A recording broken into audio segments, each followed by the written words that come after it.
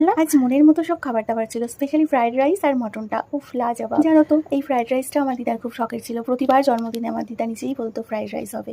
চলো, সন্ধে হয়ে গিয়েছে, আমিও পরে নিয়েছি আমার জন্মদিনের আরেকটা নতুন ড্রেস। এবার বেরোতে হবে বাইরে। কি মজা! চলো, উঠে পড়েছি আমার সাফারিতে, যাচ্ছি একটু ঘুরে ঘুরে করতে। আর তার মধ্যে দেখো আজকে আকাশটা কি সুন্দর, যেন মনে হচ্ছে চোখই ফেরাতে পারছি না। চলো এবার বলি সেই কেকের ওপর লাভ ইউ বাবু লেখা কাণ্ডটা। উনি লজ্জায় মরে যায় বলতে, গিয়ে কিছুতেই বলতে পারলো না, শেষে আমাকে চুপি চুপি বললো যে এটা লিখে নিয়ে এসো। তারপর আমরা চলে গিয়েছিলাম বনলতা রেস্টুরেন্টে, সেখানে গিয়ে কেক কাটিং করলাম, কেক খেলাম। তবে প্রচুর ভালো লাগছে, আনন্দ মজা সবই আছে। তার মধ্যে দেখো আমার দিদার জন্য প্রচণ্ড মন খারাপ থাকে আমার জন্মদিনের দিন, কারণ আমার জন্মদিনের প্রধান উদ্যোক্তা ছিল, থাকতো আমার দিদা। যাই হোক, তারপর আমরা অর্ডার করেছিলাম চিকেন স্যাটে আর স্প্রিং রোল। যেহেতু দুপুরবেলা অনেক হেভি খাবার খেয়েছি, সেই জন্য আর বেশি কিছু আমরা খাইনি আজকে। এদিকে দেখতেই পাচ্ছি আমি বার্থডে গার্ল বলে আমার ওপর স্পেশাল ট্রিট চলছে। তো সবার ভালোবাসা ও আশীর্বাদে দিনটা আমার খুব ভালোই কাটলো। এভাবেই সবাই আমার পাশে থেকো। সবাইকে অনেক থ্যাংক ইউ। আর ভিডিওটা ভালো লাগলে একটা লাইক কমেন্ট করে দিও। টাটা।